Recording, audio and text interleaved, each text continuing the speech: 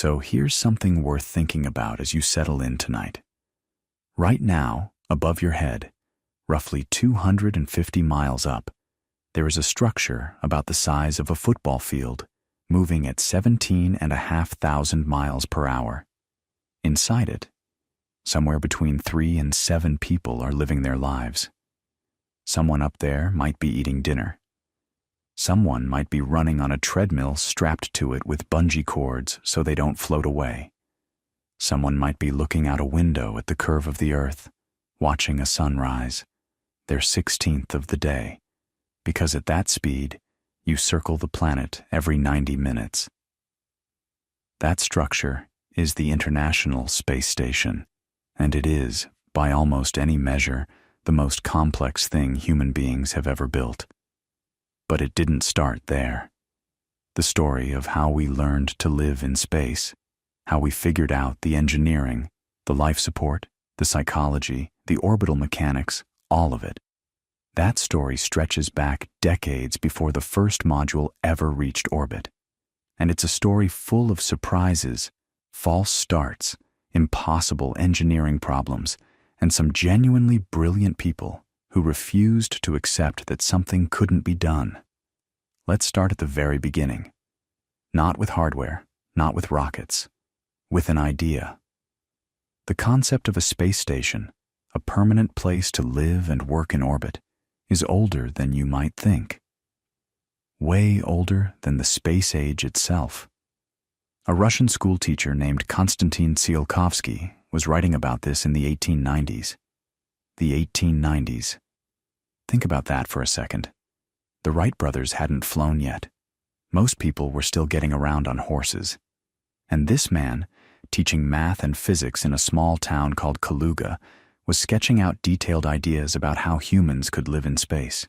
He wrote about pressurized cabins, about airlocks, about growing food in orbit using sunlight. He even worked out the basic math of how a rocket would need to work to get there, the famous Tsiolkovsky rocket equation, which is still one of the foundational equations of spaceflight. And he described something that would become central to the whole idea of space stations: rotation to create artificial gravity. Now, Tsiolkovsky never built anything. He was a theorist, a dreamer, and honestly, a bit of an eccentric. He was nearly deaf from a childhood illness, and he spent most of his life in relative obscurity.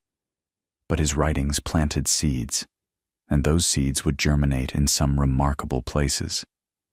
The next person who really pushed the idea forward was a man named Hermann Oberth, a Romanian-born German physicist who published a landmark book in 1923 called, roughly translated, The Rocket into Planetary Space.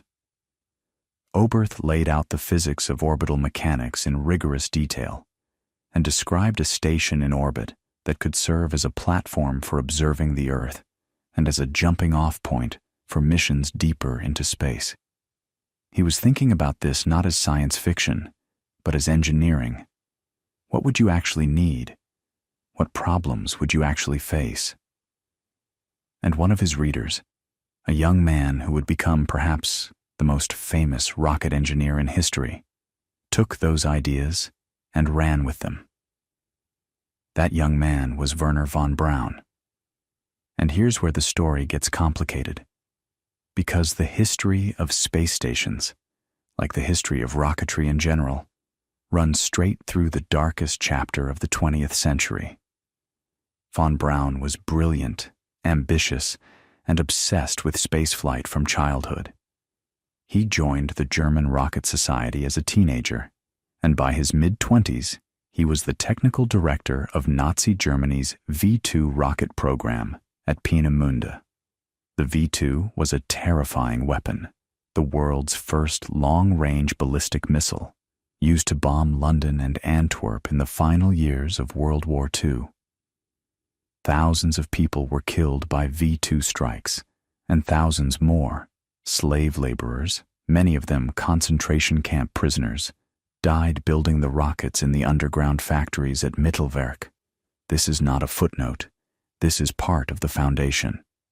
The same engineering knowledge that would eventually put stations in orbit was developed, in part, under conditions of horrific cruelty. After the war, von Braun surrendered to the Americans and was brought to the United States, along with more than 100 other German rocket scientists, under Operation Paperclip. And it was in America, in the early 1950s, that von Braun became a public evangelist for space exploration. He wrote articles for Collier's magazine, a hugely popular publication at the time, describing in vivid detail his vision for the future of spaceflight. And at the center of that vision was a space station. Von Braun's station design was gorgeous. It was a giant wheel, 76 meters in diameter, rotating slowly to produce artificial gravity for the crew inside. It would orbit at about 1,000 miles up, crewed by 80 people, and it would serve as an astronomical observatory, a microgravity research lab, and a staging point for missions to the Moon and Mars. The Collier's articles, illustrated beautifully by the artist Chesley Bonestell, captured the American imagination. Disney even hired von Braun to appear in a series of television specials about space. Millions of people saw these programs, and the rotating wheel station became the iconic image of what living in space would look like. Here's the thing, though. That wheel station, that beautiful, elegant, spinning design, was never built. And the reasons why tell you a lot about how real engineering works versus how we imagine it working. The problem wasn't that the physics was wrong. Rotation really can simulate gravity. If you spin a structure in space and you're standing on the inside of the outer rim, the centripetal acceleration pushes you outward and your feet press against the floor in a way that feels a lot like weight. The math checks out. The problem was everything else. Building a structure that large in orbit would require an enormous number of launches. You'd need to assemble it in space, which means you need spacewalking astronauts or sophisticated robotic systems, neither of which existed. The structure would need to be rigid enough to maintain its shape while spinning, which introduces serious structural engineering challenges. And the rotation itself creates complications, Coriolis effects that make moving around inside the station disorienting, differential forces between your head and your feet if the wheel isn't big enough, difficulties docking other spacecraft to a rotating structure. Every one of these problems is solvable in principle, but solving them all simultaneously with 1950s or even 1960s technology, while also figuring out how to keep people alive in space at all, it was just too much, too soon. So what actually happened was both less glamorous and, in its own way, more interesting. Instead of building the grand vision all at once, engineers on both sides of the Cold War started small, very small. They started by figuring out the most basic question of all. Can a human being survive in space for more than a few hours? This is worth pausing on, because we take it for granted now. But in the late 1950s, there were serious scientists who worried that prolonged weightlessness might be fatal. Nobody knew for sure what would happen to the human heart when it didn't have to pump blood against gravity. Nobody knew if you could swallow food in 0G. There was genuine concern that without gravity, food might not travel down your esophagus properly. Nobody knew what would happen to your bones, your muscles, your inner ear, your vision. The only way to find out was to send people up and see. The first space stations, then, weren't stations in the way von Braun imagined. They were more like cramped apartments bolted onto the top of rockets and hurled into orbit. And the first nation to actually do it was the Soviet Union. The Soviet space station program grew out of a military project. In the mid-1960s, a design bureau led by Vladimir Chelomey one of several rival Soviet spacecraft designers, was working on a military orbital station called Almaz. The idea was to put military cosmonauts in orbit to conduct reconnaissance, essentially a crewed spy satellite. Almaz was a serious program, with real hardware being built, but it was falling behind schedule. Meanwhile, another design bureau, the one led by the legendary Sergei Korolev, though Korolev himself had died in 1966, was developing civilian spacecraft and had the Soyuz capsule coming along nicely. What happened next was pure Soviet bureaucratic maneuvering. Korolev's bureau, now led by Vasily Mishin, proposed taking an Almaz hull, basically the pressurized cylinder that Chelomey's team had designed, and outfitting it with Soyuz-derived systems to create a civilian space station that could be launched quickly. The goal was to beat the Americans, who were known to be planning their own station. The result was Salyut 1, and it launched on April 19, 1971. Now, Salyut 1 was not a sophisticated machine by modern standards. It was essentially a single cylinder, about 20 meters long, and a little over 4 meters in diameter at its widest point. Inside, the total habitable volume was roughly 90 cubic meters. Imagine a space a bit smaller than a modest studio apartment, except everything is floating, including you. It had a telescope, some scientific instruments, an exercise bicycle, and a small garden experiment. Life support was relatively simple: chemical canisters to scrub carbon dioxide from the air, stored water and food, and systems to maintain temperature and humidity. There was no shower. The toilet was rudimentary at best, but it was a real place in space where people could live and work for days or weeks at a time, and that was revolutionary. The first crew sent to Salyut 1, the Soyuz 10 crew, actually failed to enter the station. They docked, but the docking mechanism malfunctioned, and they couldn't open the hatch. They had to come home without ever getting inside. Think about the frustration of that. You've trained for months. You've ridden a rocket into orbit. You can see the station right there through your window, and you just can't get in. The hatch won't open. The engineering of the docking system, the latches, the seals, the alignment mechanisms, wasn't quite right. The second crew, though, Georgy Dobrovolsky, Vladislav Volkov, and Viktor Patsayev aboard Soyuz 11. They made it inside. They entered Salyut 1 on June 7, 1971, and they lived there for 23 days. 23 days in space, in a real space station. They conducted experiments. They observed the Earth. They exercised. They dealt with a small fire in the station at one point, and they proved that human beings could live and work in orbit for extended periods. It was a triumph. And then, on June 30th, 1971, they climbed back into their Soyuz capsule and undocked for the trip home. And during re-entry, a pressure equalization valve in the Soyuz descent module opened prematurely. At an altitude where the atmosphere is essentially vacuum, the cabin depressurized. The 3 cosmonauts were not wearing pressure suits. The Soyuz 11 cabin was too small for 3 suited crew members, so the decision had been made to fly without suits. All 3 men died of asphyxiation before the capsule reached the ground. The recovery team found them still strapped in their seats, motionless. There was no external damage to the capsule. The landing had been perfect, but the crew was gone. This is one of those moments in the history of spaceflight that demands we stop and sit with it.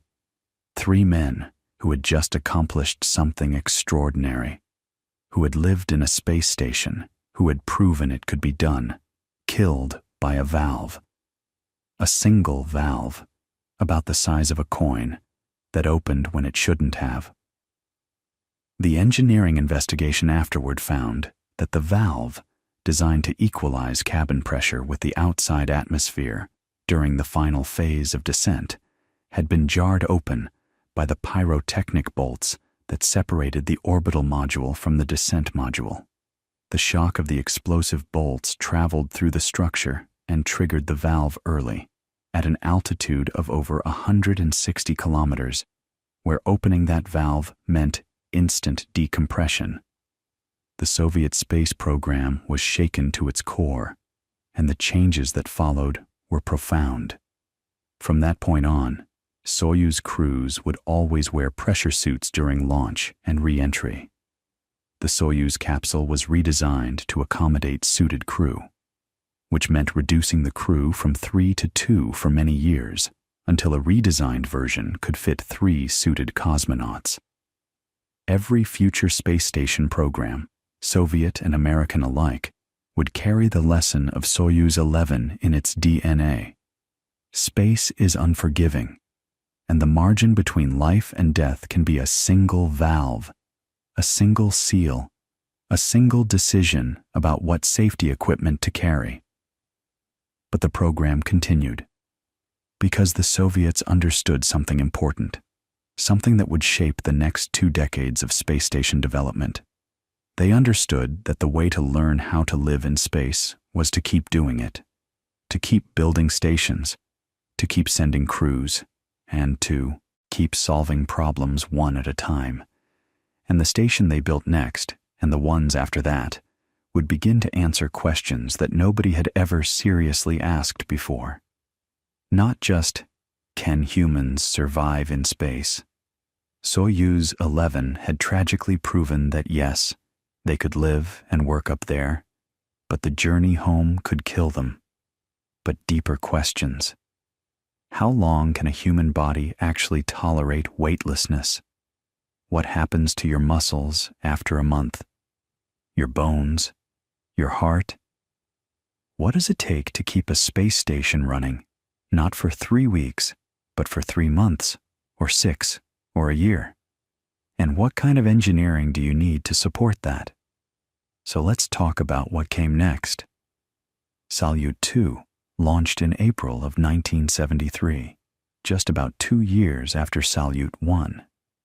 And here's where the tangled history of the Soviet program gets interesting, because Salyut 2 wasn't actually a civilian station at all. It was one of Chelomey's military Almaz stations, flying under the Salyut name to disguise its true purpose. The Soviets were clever about this. They used the same public name for both the civilian and military stations, so Western observers couldn't easily tell which was which. Salyut 2 was designed for military reconnaissance, essentially a crude spy platform in orbit. But it never got the chance to prove itself. Shortly after reaching orbit, the station suffered a catastrophic failure. The propulsion section depressurized, attitude control was lost, and the station tumbled. No crew ever visited it. It broke apart and re-entered the atmosphere about a month later. Then came Cosmos 557, launched just 11 days after Salyut 2, which was actually a civilian DOS station, the same lineage as the original Salyut 1. It also failed almost immediately, burning through its attitude control fuel due to a systems malfunction before any crew could reach it. So now, you've got 2 station failures back-to-back in the spring of 1973. Think about what that feels like for the engineers. They've already lost 3 cosmonauts. They've now lost 2 stations in a row, and the Americans, meanwhile, are about to launch Skylab. Let's pause on Skylab for a moment, because it's a fascinating contrast in philosophy. While the Soviets were building small, relatively simple stations and planning to iterate, launch one, learn from it, launch another, the Americans took a completely different approach. Skylab was big. Really big. It was built from the upper stage of a Saturn V rocket, the same rocket that sent astronauts to the moon. The orbital workshop module was about 6.7 meters in diameter and roughly 13 meters long. For context, that's about the size of a modest house. The total habitable volume was around 320 cubic meters, which was enormous for the time, far larger than anything the Soviets had flown. A single astronaut could float into the workshop and do somersaults without touching the walls. There was a wardroom with a table where the crew could sit, float, and eat together, looking out a window at the Earth below. There was a shower of sorts. There were separate sleeping compartments. It felt, for the first time, like a place where people could actually live, not just survive. But here's the thing about Skylab. It almost didn't work at all. During launch on May 14, 1973, the micrometeoroid shield, which also served as a thermal shield, was torn off by aerodynamic forces. One of the two main solar array wings was ripped away entirely, and the other was jammed shut by debris. So Skylab reached orbit crippled, overheating because it had lost its sun shield, and critically short on electrical power because it had lost most of its solar panels. The first crew, Pete Conrad, Joe Kerwin, and Paul Weitz, launched 11 days later on a rescue mission as much as a science mission. They carried a parasol-like sunshade that they deployed through a scientific airlock, essentially pushing it out and letting it unfurl over the damaged area like an umbrella. Then, during a daring spacewalk, Conrad and Kerwin managed to free the jammed solar panel using a tool that was basically a long pole with cable cutters on the end. They literally stood on the outside of the station and yanked the panel free. When it finally swung open, the station came alive with power. And this is worth sitting with for a moment, because it illustrates something fundamental about space stations that would prove true over and over again for the next 50 years. They break. They always break. Something always goes wrong. Something always fails in a way nobody predicted. And the question is never whether you'll face a crisis, but whether you've designed enough flexibility into the system and trained your crew well enough to improvise a solution. Skylab's engineers on the ground designed that parasol sunshade in about 10 days. They tested it in a swimming pool, figured out how to pack it into the airlock, and talked the crew through deploying it. That combination of ground-based engineering and crew resourcefulness became the template for every space station emergency response that followed. Skylab hosted 3 crews over about 9 months in 1973 and 1974. The missions got progressively longer, 28 days, then 59 days, then 84 days. And the medical data they gathered was invaluable. They confirmed what Soviet doctors had begun to suspect. Weightlessness does real things to the human body. Muscles atrophy.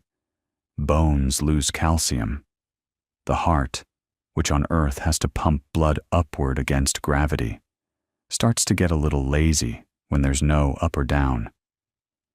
Body fluids redistribute. On Earth, gravity pulls fluid into your legs, but in space, it migrates toward your head, which is why astronauts often look puffy-faced in photographs. Their legs get thinner, their faces get rounder.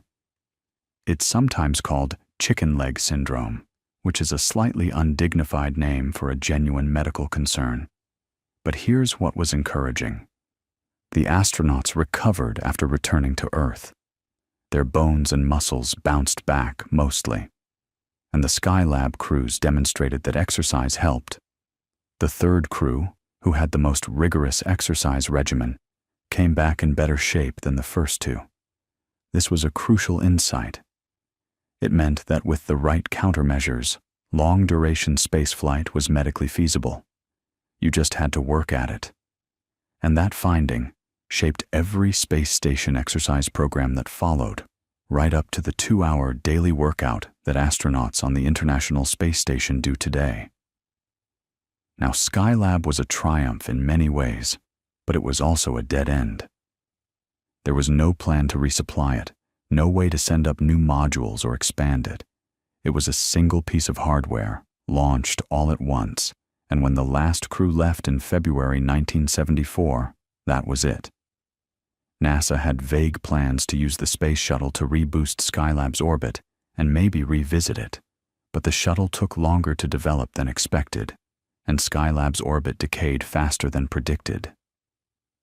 In July 1979, Skylab re-entered the atmosphere, scattering debris across the Indian Ocean and parts of Western Australia. The Shire of Esperance, a local government area in Western Australia, famously sent NASA a $400 fine for littering. It went unpaid for decades until a radio DJ finally settled it in 2009. But while the Americans were done with space stations for a while, they wouldn't have another one until the shuttle era. The Soviets were just getting started. And this is where the Soviet approach really begins to pay off. Remember, their philosophy was iterative. Build a station, fly it, learn from it, build a better one. And that's exactly what they did through the mid and late 1970s. Salyut 3, launched in 1974, was another military Almaz station in disguise. It actually worked this time. A crew visited, conducted reconnaissance activities, and the station reportedly even test-fired a modified aircraft cannon, which, if true, makes it the only space station to have ever fired a weapon. Salyut 4, launched later that year, was a civilian station that hosted 2 crews and operated successfully for about 2 years. Salyut 5, in 1976, was the last of the military Almaz stations to fly. Each one was a little better, a little more refined, a little more capable. But the real leap came with Salyut 6, launched in September 1977. And this is the station where the Soviets genuinely figured out how to live in space long-term. So let's slow down here, because the engineering innovations on Salyut 6 were game-changing. The single biggest difference was this. Salyut 6 had 2 docking ports. Every previous Salyut had only 1. That might sound like a small thing, but think about what it means. With 1 docking port, a crew arrives in their Soyuz, docks, and that Soyuz sits there the whole time, blocking the only port. Nobody else can visit. No supplies can be delivered. The crew is limited to whatever they brought with them, and whatever was already on the station when it launched. With 2 ports, 1 on each end of the station, everything changes. A crew can dock at one end, and a supply ship can dock at the other. Or a second crew can come up for a short visit, while the first crew stays. This was the key that unlocked long-duration spaceflight, because it meant the station could be resupplied. And the Soviets developed a spacecraft specifically for this purpose, the Progress cargo vehicle. Progress was essentially an uncrewed version of the Soyuz, modified to carry fuel, food, water, air, equipment, and even personal mail for the cosmonauts. It would dock automatically at the second port. The crew would unload it, then fill it with trash and waste, and it would undock, deorbit, and burn up in the atmosphere. It was, in effect, the world's most expensive garbage truck. But it was also the innovation that made permanent human presence in space possible. You can't live somewhere indefinitely if you can't get deliveries. Progress solved that problem, and versions of the Progress spacecraft are still flying to the International Space Station today, nearly 50 years later. The basic design was that good. Salyut 6 hosted 16 crews over nearly 5 years of operation. The longest single stay was 185 days, just over 6 months, set by Leonid Popov and Valery Ryumin in 1980. 6 months. Think about what that means in terms of life support engineering. The station's systems had to keep recycling air, managing carbon dioxide levels, controlling humidity, regulating temperature, and handling waste for half a year without a major failure. The environmental control system used lithium hydroxide canisters to scrub carbon dioxide from the air, electrolysis units to generate oxygen from water, and condensers to pull moisture out of the atmosphere. None of these systems were perfect. The cosmonauts often complained about humidity, odors, and the general stuffiness of the cabin, but they worked well enough to keep people alive and functional for months at a stretch. And here's something you might not think about: thermal control. In space, managing heat is one of the trickiest engineering problems you face. There's no air to carry heat away through convection, so the only way to shed excess heat is through radiation. The station's electronics, the crew's bodies, sunlight hitting the hull, all of these generate heat that has to go somewhere. Salyut 6 used a system of fluid loops that circulated a coolant through the station, picking up heat from the interior and carrying it to external radiators, where it could be radiated away into the cold of space. On the shadow side of the orbit, when the station was in Earth's shadow, the exterior could plunge to extremely low temperatures, and the same system had to prevent things from getting too cold. So the thermal control system was constantly balancing, dumping heat when there was too much, conserving it when there wasn't enough. It's like the thermostat in your house, except your house doesn't swing between direct sunlight and deep shadow every 45 minutes. Salyut 7 followed in 1982, and it pushed the envelope even further. Longer crews, more complex science, and the first modular expansion of a space station, a small add-on module called Cosmos 1686, was docked to the station late in its life. But Salyut 7 is perhaps best remembered for one of the most dramatic rescue missions in the history of spaceflight. In February 1985, after the station had been unoccupied for several months, ground controllers lost contact. The station went silent. Telemetry dried up. Something had gone badly wrong, and nobody on the ground knew exactly what.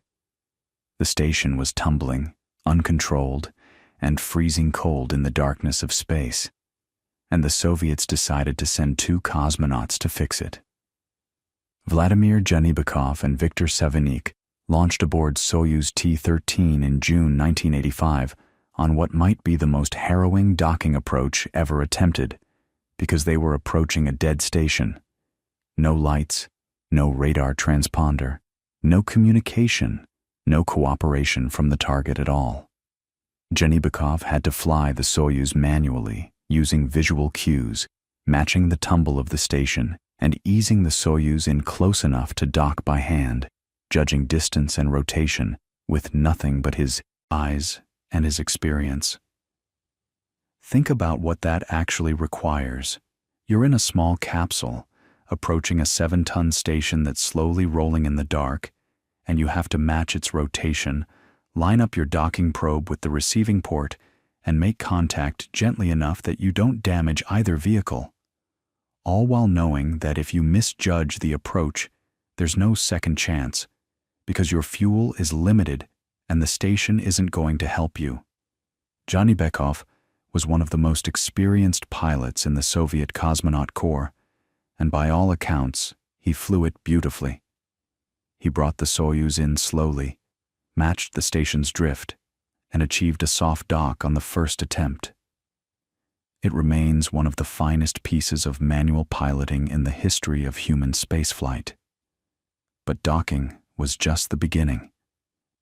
When Janibekov and Savinik opened the hatch and floated into Salyut 7, what they found was eerie. The station was completely dead. No lights, no fans, no hum of electronics, just silence and freezing cold. Their breath formed clouds of vapor in the air. The temperature inside had dropped well below 0 Celsius. Frost covered the walls, the instruments, the windows. Water from the humidity in the atmosphere had condensed and frozen on every surface. It was, in the most literal sense, a derelict, a ghost ship in orbit. And here's the thing that made the situation genuinely dangerous. They couldn't just flip a switch and bring the station back. The electrical system was dead because the batteries had drained completely. The batteries had drained because the solar panels had stopped tracking the sun, and the solar panels had stopped tracking the sun because the attitude control system had failed, which meant the station was tumbling randomly and the panels were only occasionally catching sunlight, not enough to keep up with the station's power draw. So everything cascaded. One failure, the attitude control, led to another, loss of solar tracking, which led to another, battery drain, which led to total system death. It's a perfect example of how interconnected space station systems really are. Nothing exists in isolation up there. So Janibekov and Savinykh had to work the problem backwards.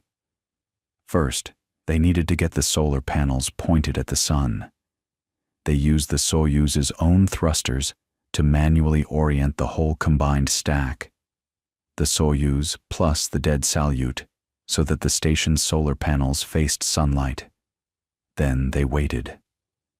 Slowly, painfully slowly, the panels began to trickle charge into the frozen batteries. But frozen batteries don't charge well. Some of them had cracked from the cold, so the cosmonauts had to figure out which battery packs were still functional, bypass the damaged ones, and coax enough charge into the survivors to begin powering up the most critical systems.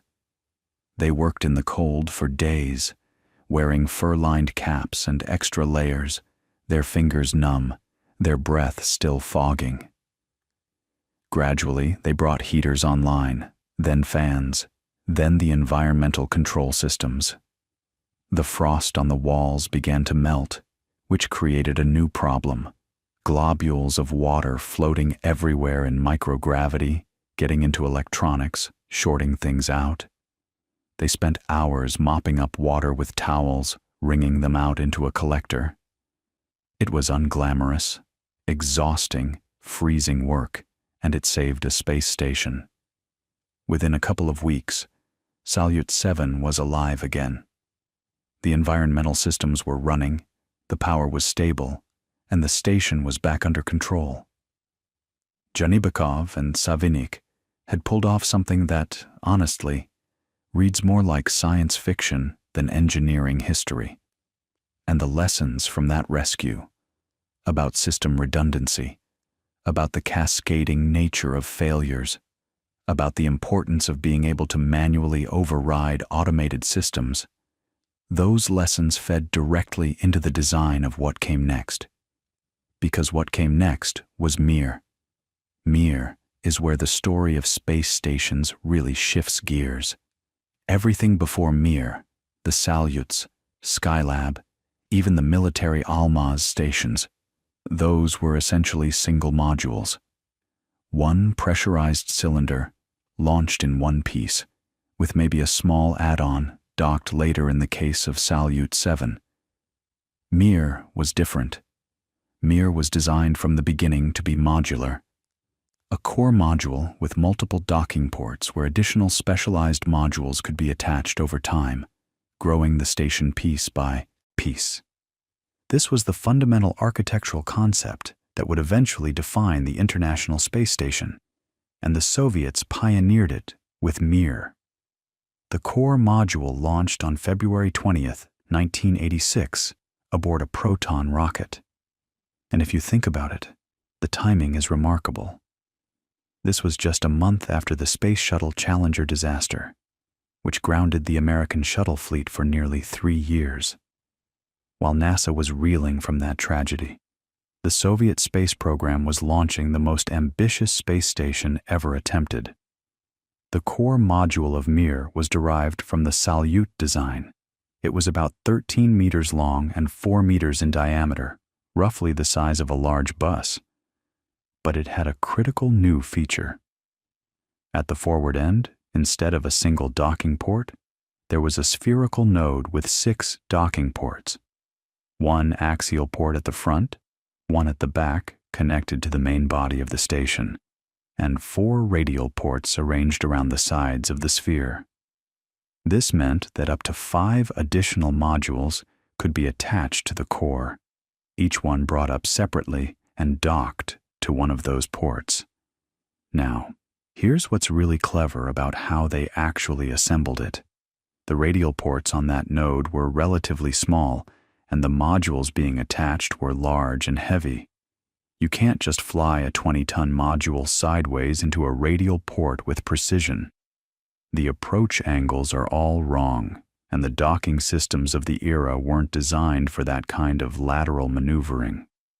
So instead, each new module would first dock at the axial port, the one straight ahead at the front of the station, using a standard approach. Then, a robotic arm on the outside of the node, called the LIAPA arm, would grab the module and physically swing it from the axial port over to its assigned radial port. It's a beautifully pragmatic solution. Rather than inventing a whole new docking system for lateral approaches, they just used the existing one and added a mechanical arm to reposition the module after arrival. The first expansion module, Cavant 1, arrived in 1987. It was an astrophysics module carrying X-ray telescopes and other instruments, and it actually docked at the rear axial port rather than the front, which was a slightly different arrangement. Cavant 1 had a troubled docking. It wouldn't seat properly at first, and cosmonauts had to do a spacewalk to investigate. They found a trash bag, literally a bag of garbage that had been left in the docking cone during a previous Progress resupply mission, was preventing a clean seal. They removed it, and Cavant 1 locked into place. A trash bag nearly derailed the expansion of humanity's most advanced space station. That's spaceflight for you. Cavant 2 followed in 1989, adding a large airlock for spacewalks, additional life support equipment, and scientific instruments. Then Crystal in 1990, which carried materials, science experiments, and a docking port designed to eventually receive the American Space Shuttle. Spectre came in 1995, loaded with scientific instruments and additional solar arrays, and Perroda arrived in 1996, focused on Earth observation. Each module added capability, power, and volume to the station, and by the time Mir was fully assembled, it was a genuinely complex orbital facility, about the size of 6 school buses connected together, with a pressurized volume you could actually move around in. But here's what made Mir truly revolutionary beyond its architecture. It was continuously inhabited for almost 10 years. From September 1989 to August 1999, there was always someone living aboard Mir. 10 years of unbroken human presence in orbit. That had never been done before, and the sheer duration of the program generated an enormous body of knowledge about what happens to people and machines during long-duration spaceflight. The human body stuff is fascinating and a little unsettling. We talked earlier about how Skylab showed that exercise could slow down the bone loss and muscle atrophy caused by weightlessness. Mir confirmed that and pushed the understanding much further. Cosmonauts on Mir exercised for 2 hours every single day, running on a treadmill, pedaling a stationary bicycle, pulling on resistance bands, and they still lost bone density. The rate was roughly 1 to 2% per month in the load-bearing bones, the hips and spine and legs. Think about that. Even with aggressive daily exercise, you're losing bone at a rate that, over a year-long mission, could leave you with the skeletal density of a 70-year-old. And the recovery after returning to Earth took months, sometimes longer than the mission itself. The cardiovascular system presented its own challenges. In microgravity, without the constant pull of gravity, your body redistributes its fluids. blood and water that normally pool in your legs get pushed up towards your head and chest. Your heart, which on Earth has to work hard to pump blood up to your brain against gravity, suddenly finds its job easier, so it starts to decondition, to lose muscle mass, just like any muscle that isn't being challenged. When cosmonauts returned to Earth after months on Mir, some of them could barely stand. Their hearts had weakened, their blood pressure regulation was off, and their bodies had forgotten how to handle gravity. The Russian medical teams developed increasingly sophisticated countermeasure programs, specific exercise regimens, fluid loading protocols before re-entry, even lower body negative pressure devices that simulated the gravitational pull on the legs by creating a partial vacuum around the lower body. All of this was worked out on Mir, through trial and error, over years. And then there were the psychological challenges, which honestly might be the hardest engineering problem of all. Except you're engineering a social environment instead of a machine. Mir crews were small, typically 2 or 3 people, confined to a space the size of a modest apartment for months at a time. They were far from home, in constant danger, with communication delays and limited contact with family. Interpersonal friction was real and sometimes severe. There were documented cases of crew members barely speaking to each other for weeks. Ground control had to learn how to manage crew psychology as carefully as they managed the station's orbit, scheduling surprise care packages from family, arranging special meals, being sensitive to workload and rest time. The station itself aged in ways that taught engineers enormous lessons about long-duration hardware. Mir was designed for a 5-year operational life. It lasted 15. And by the end, it was showing its age in ways that ranged from annoying to terrifying.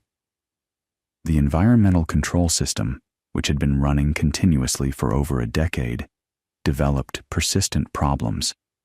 The electron-oxygen generation units, which split water into hydrogen and oxygen through electrolysis, broke down repeatedly.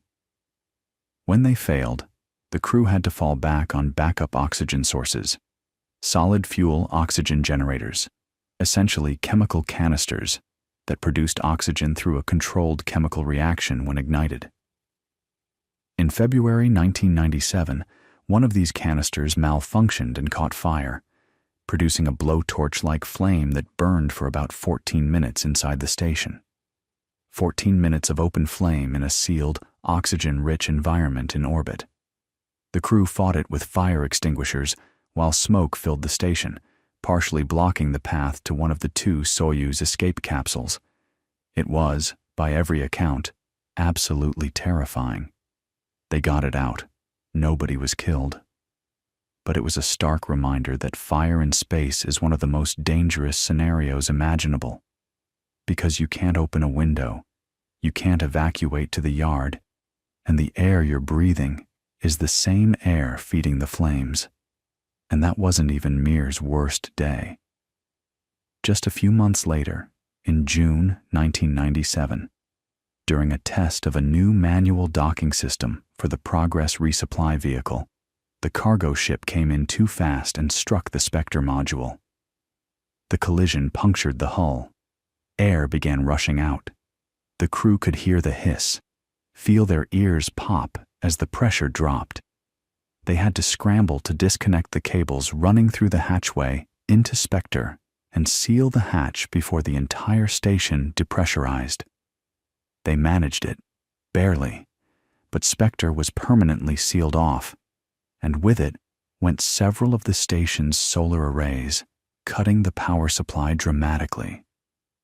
The station limped along for months afterward with reduced capability.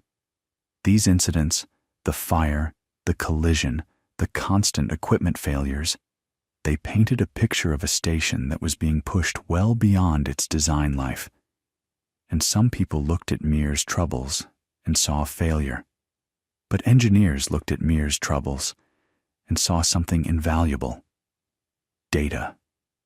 Real Hard-won data about what breaks, how it breaks, when it breaks, and what you can do about it when you're 250 miles above the Earth with no hardware store in sight.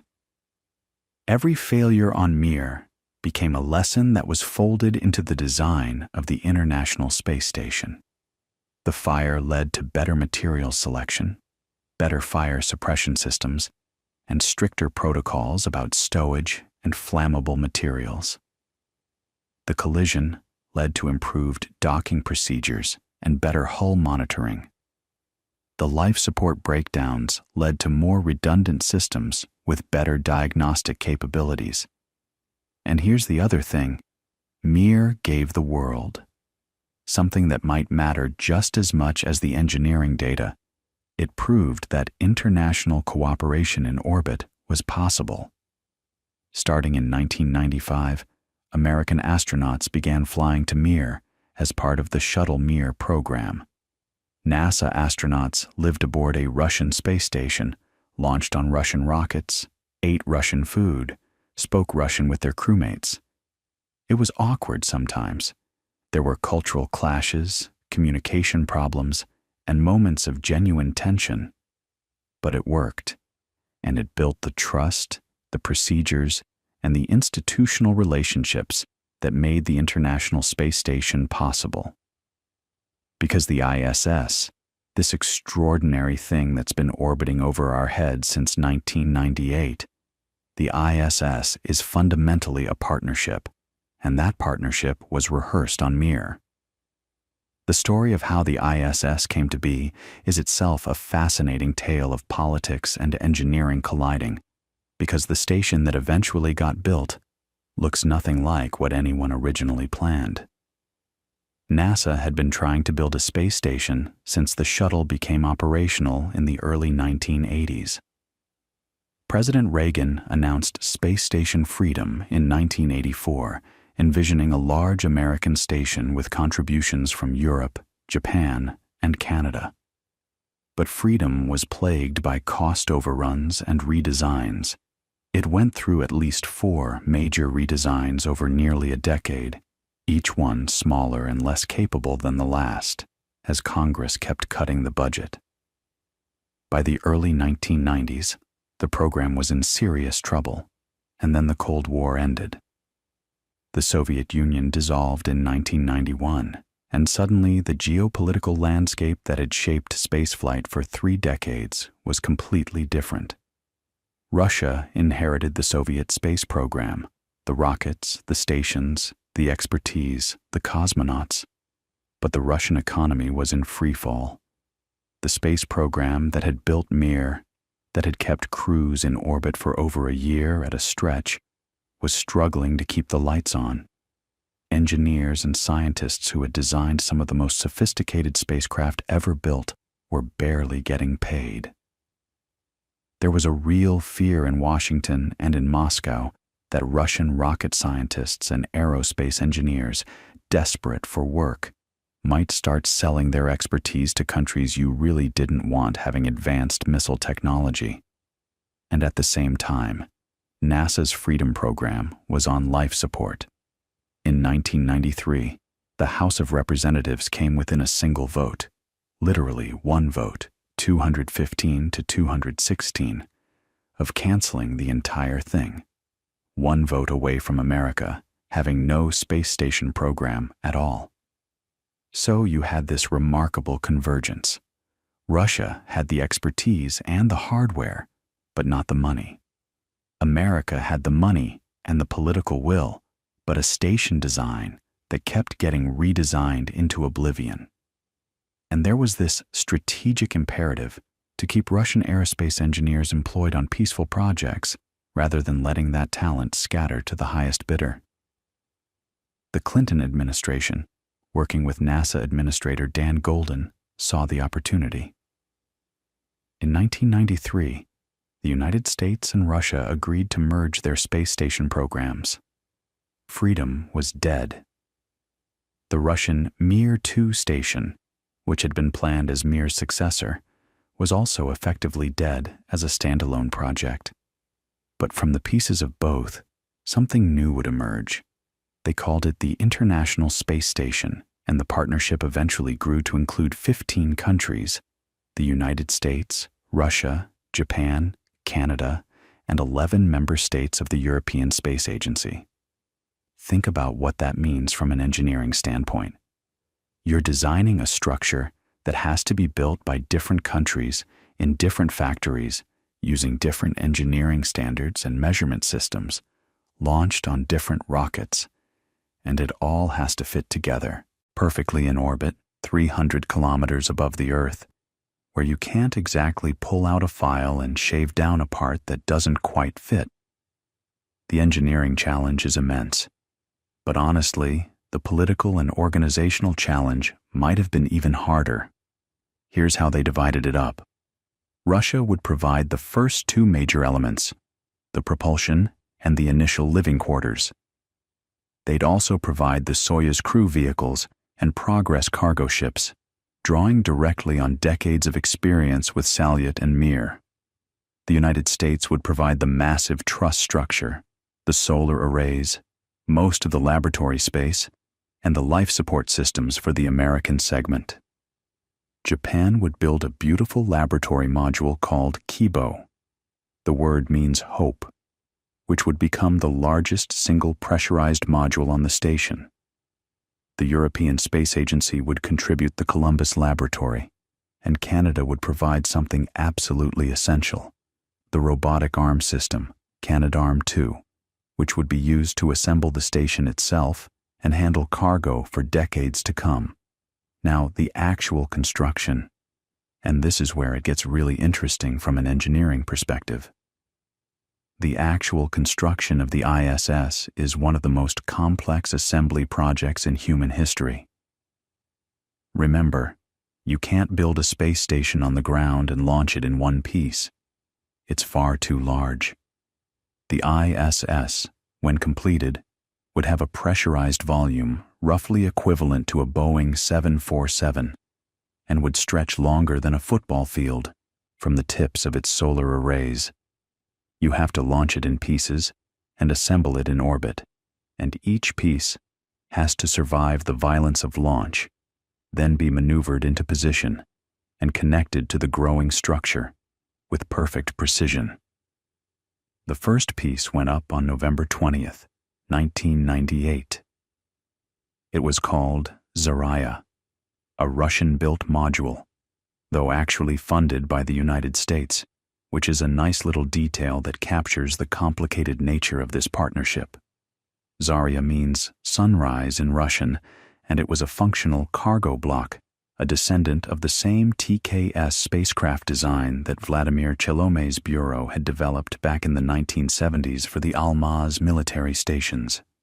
So there's this direct lineage, engineering DNA, if you will, running from the secret Soviet military space stations of the Cold War all the way to the first piece of the International Space Station. Zarya provided propulsion, power, and storage for the early station. It was launched unmanned on a Russian Proton rocket from Baikonur Cosmodrome in Kazakhstan, and it worked perfectly. 2 weeks later, the Space Shuttle Endeavour launched carrying the second element, Unity, also called Node 1, an American-built connecting module. Unity was a relatively simple cylinder with 6 berthing ports, 1 on each end and 4 around its circumference, designed to serve as a connecting passageway between modules. The shuttle crew used the robotic arm to grab Unity out of the payload bay and attach it to Zarya. And here's a detail that captures the precision required. The connection between these two modules used a system called the Common Berthing Mechanism, which NASA had developed specifically for the ISS. 2 modules would be brought close together, aligned to within incredibly tight tolerances, and then a series of 16 motorized bolts would draw them together, compressing seals to create an airtight connection. When those bolts finished tightening, astronauts could open the hatches and float from one module into the other. 2 pieces, built on different continents by different space agencies, connected in orbit, and the air didn't leak out. That's remarkable when you think about it. But here's the thing. After Unity was attached to Zarya, the station just sat there, unmanned, for almost 2 years. The next critical element, the Russian service module called Zvezda, was delayed repeatedly. Zvezda was essential because it would provide the station's primary life support, living quarters, and orbital control systems. Without Zvezda, nobody could live aboard the ISS. And Zvezda was late because Russia was struggling financially. The module was derived from the core module of the Mir-2 station that had been planned before the partnership, and it was being built at the Khrunichev factory in Moscow, but funding kept getting interrupted. NASA grew increasingly anxious. There were serious discussions about what to do if Zvezda never showed up. Backup plans involving interim control modules that the U.S. would build. It was a tense period that tested the partnership early, but Zvezda did arrive. It launched on July 12, 2000, on a Proton rocket and docked automatically with the Zarya Unity stack using the same kind of probe and drogue docking system the Russians had been perfecting since the Soyuz program in the 1960s. And once Zvezda was in place, the station was ready for people. On October 31st, 2000, Halloween, a Soyuz rocket launched from Baikonur carrying the first permanent crew. Expedition 1, commanded by American astronaut Bill Shepard, with Russian cosmonauts Yuri Gitsenko and Sergei Krikalev.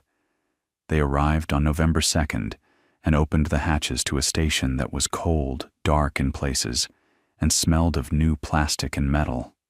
They turned on the lights, activated the life support, and began the permanent human habitation of the International Space Station, a continuous human presence in space that has not been interrupted since.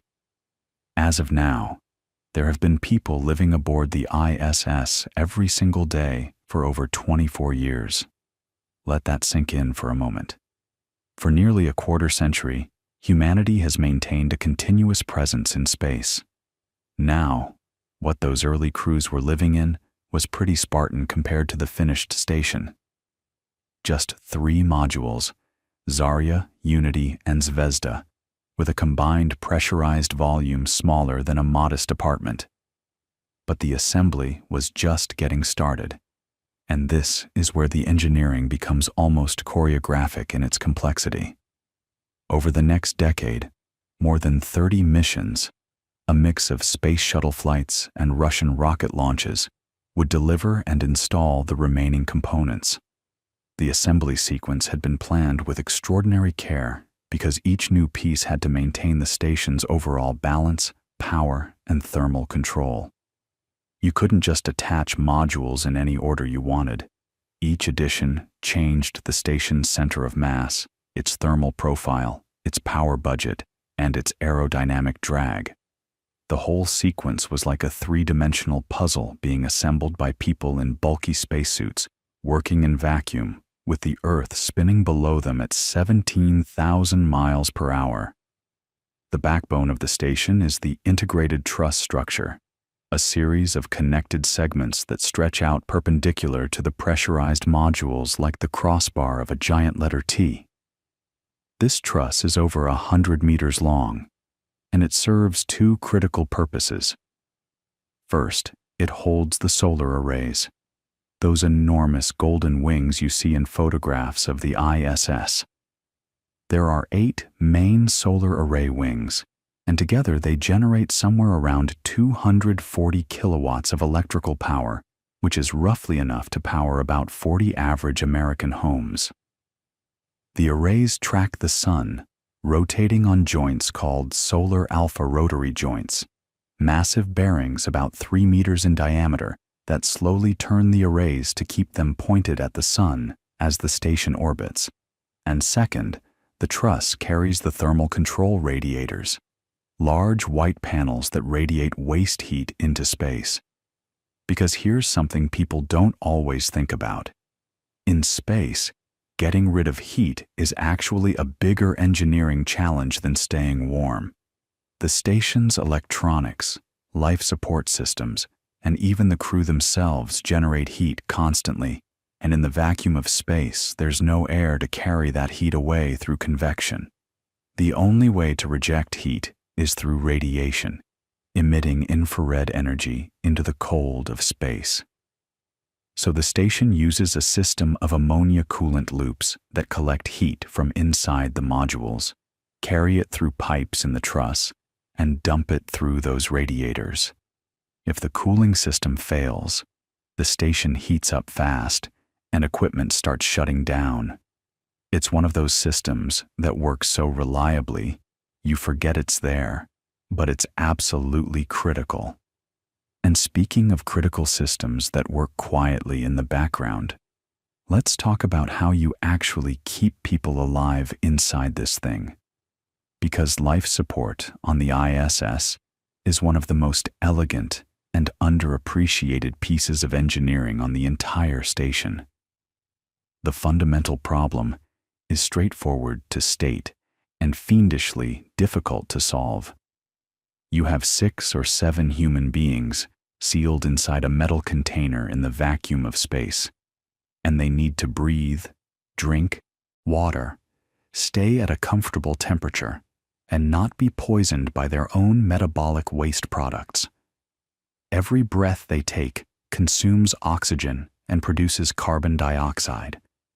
Every drop of water they drink eventually becomes urine or sweat or moisture in their exhaled breath. Every hour, their bodies release trace amounts of volatile organic compounds, things like formaldehyde and ammonia and acetone, just from normal metabolism. And if you don't deal with all of that continuously, the atmosphere inside the station becomes toxic surprisingly quickly. Some estimates suggest that without active carbon dioxide removal, CO2 levels inside a sealed module could reach dangerous concentrations in less than a day. So let's walk through how the station handles each of these challenges, because the engineering is genuinely beautiful once you see how it all fits together. Start with oxygen.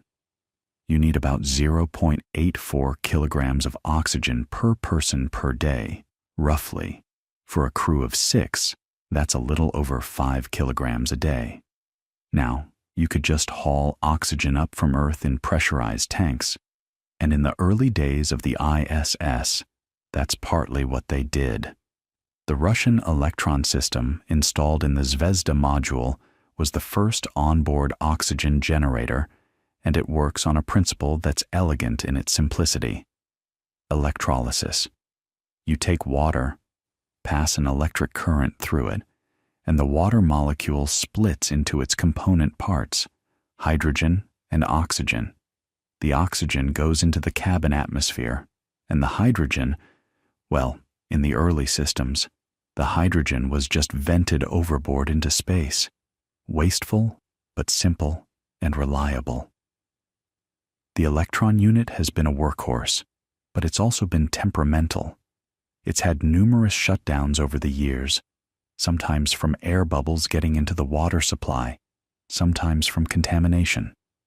When it goes down, the crew switches to backup systems, solid fuel oxygen generators, sometimes called oxygen candles, which are canisters of lithium perchlorate that, when ignited, undergo a chemical reaction that releases oxygen.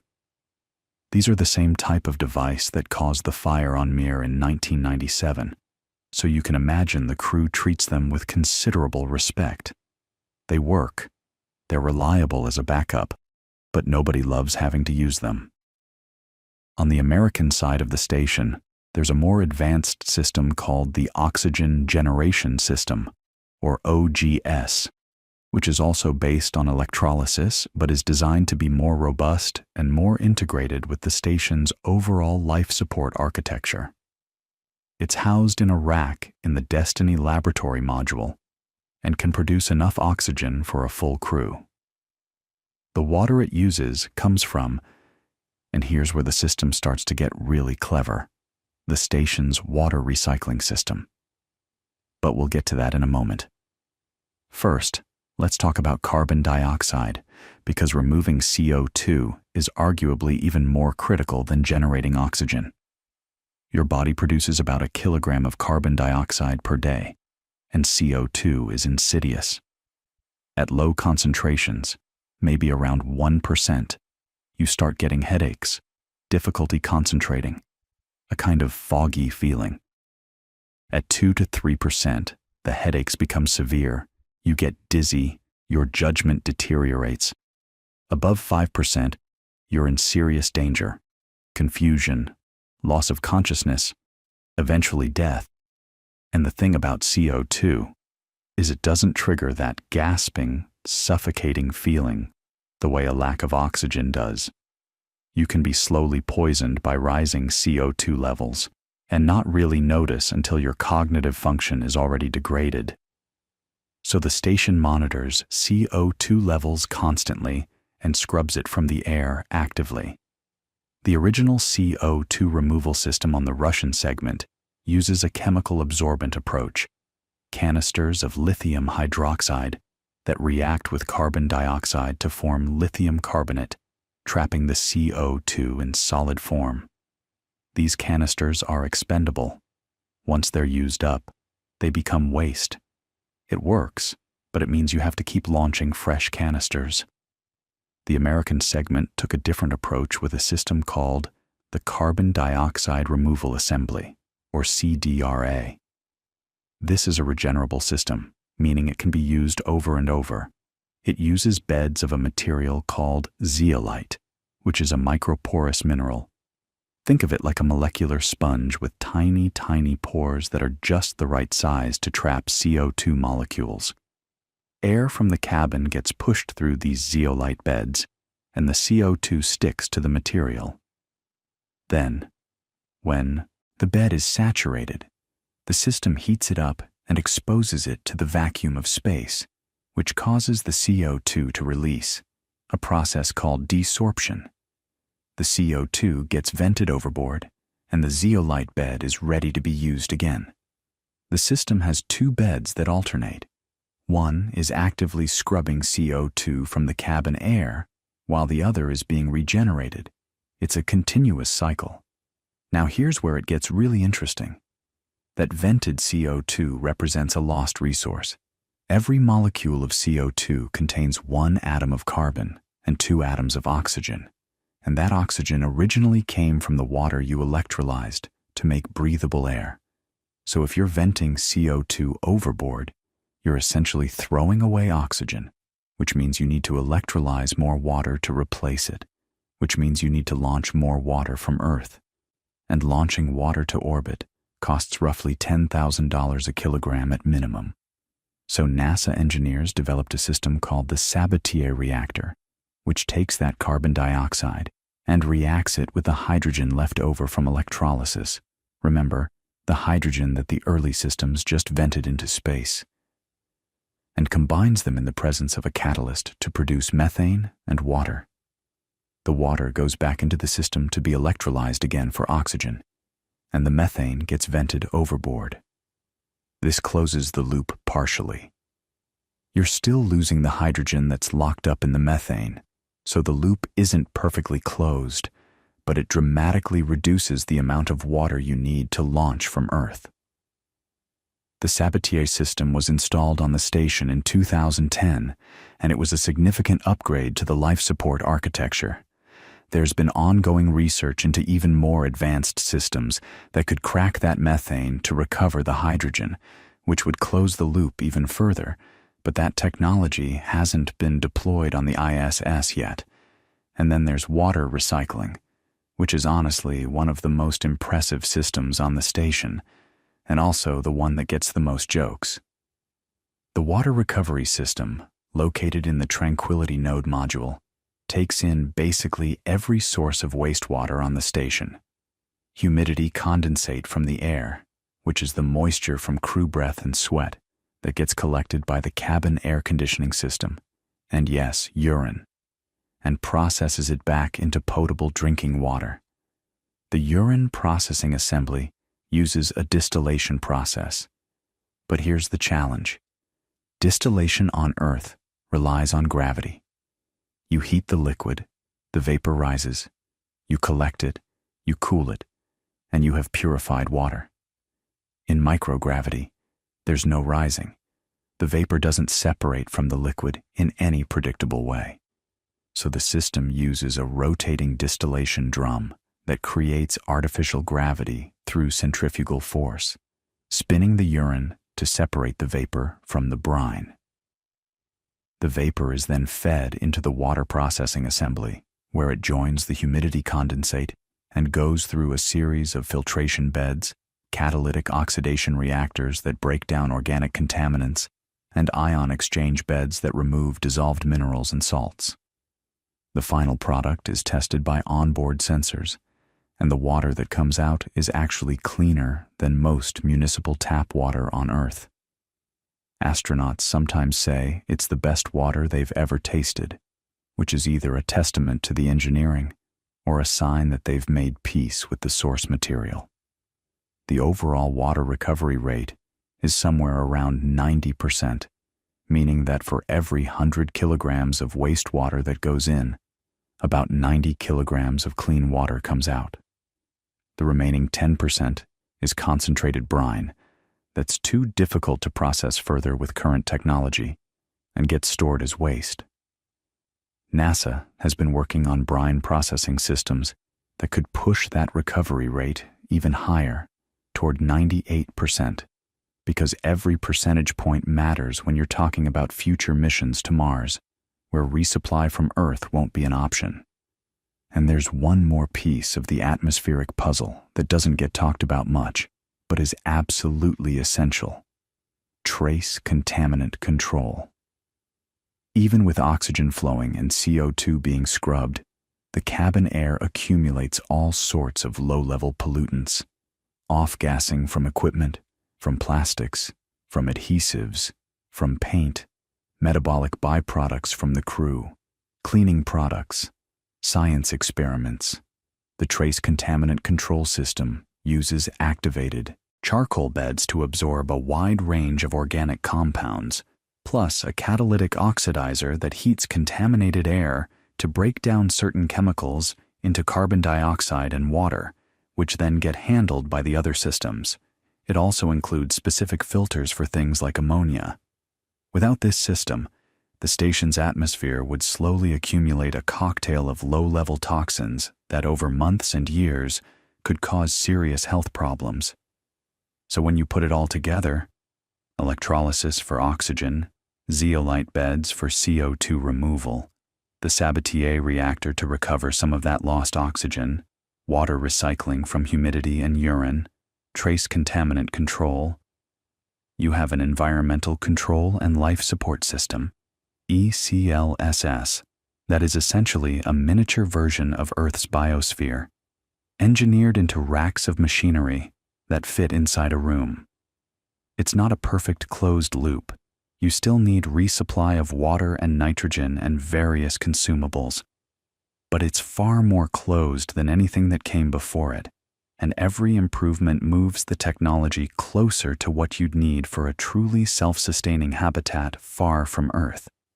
And what's remarkable is how much of this technology was developed iteratively, through actual operational experience on the station. Systems were designed on the ground, launched, installed, and then refined based on how they actually performed in microgravity with real crews over real time. The urine processing assembly, for example, went through significant troubleshooting in its first years of operation. Calcium sulfate from the urine kept clogging the distillation drum, and engineers had to develop new pretreatment chemicals to prevent the buildup. The CDRA zeolite beds degraded faster than expected and needed replacement. The Sabatier reactor had to be tuned and adjusted. This is the reality of engineering at this level of complexity. You design the best system you can, you fly it, and then you learn from what actually happens. Which brings us to something that doesn't always get the attention it deserves: how the station is actually assembled and maintained in orbit. because the tools and techniques developed for building and repairing the ISS represent their own category of engineering achievement. And at the center of that story is something the Canadians contributed that turned out to be one of the most indispensable pieces of hardware on the entire station: a robotic arm called Canadarm2, officially the Space Station Remote Manipulator System, and its even more remarkable companion, a smaller two-armed robot called Dextra, the special-purpose dexterous manipulator. And Dextra is something else entirely, so let's take our time with both of them. Canadarm2 grew out of the legacy of the original Canadarm, which flew on the space shuttle starting in 1981. That first arm was a huge deal. It was Canada's signature contribution to the shuttle program, and it worked beautifully for deploying and retrieving satellites, supporting spacewalks, and inspecting the orbiter's heat shield. But it had limitations. It was bolted to the shuttle's payload bay. It could reach about 15 meters, and it had one end fixed in place, so its workspace was constrained to whatever it could swing toward from that single shoulder joint. Canadarm2 threw all of those constraints away. It launched to the station in April 2001 on STS-100, and when the crew got it assembled and powered up, what they had was a 17-meter-long robotic arm with 7 motorized joints. Think of it like a human arm with a shoulder, an elbow, and a wrist, except each of those joints can rotate in ways your arm can't. The whole thing masses about 1,700 kilograms. But here's what makes it fundamentally different from its predecessor. It has no fixed base. Each end of the arm is identical.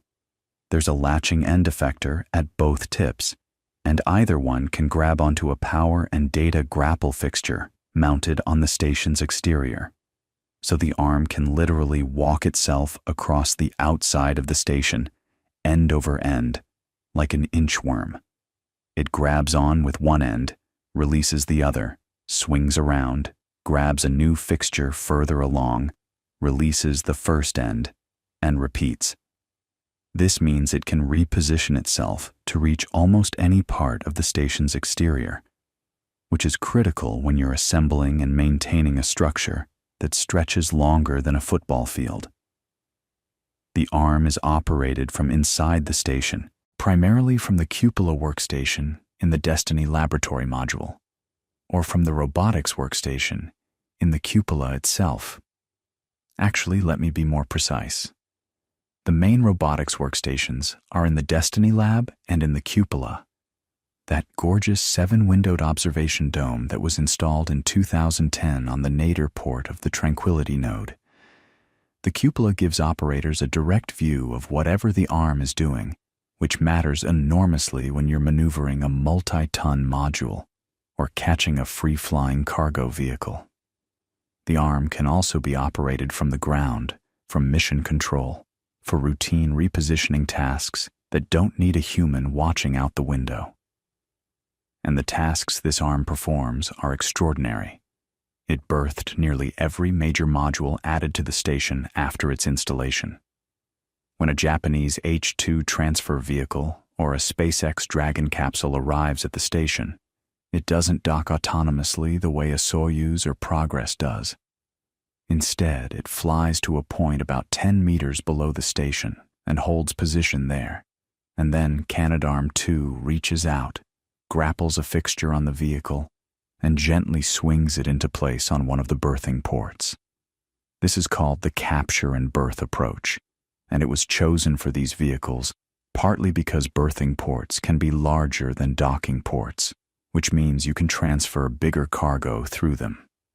The arm makes this possible. Without it, you simply couldn't get those vehicles attached. But the arm's most remarkable partner is Dextra, and this is where the robotics story gets genuinely fascinating. Dextra arrived at the station in March 2008 on STS-123. It's a torso-shaped robot with 2 arms, each about 3.5 meters long, and each arm ends in what's essentially a robotic hand, a set of motorized tools that can grip, rotate, and manipulate objects with surprising precision.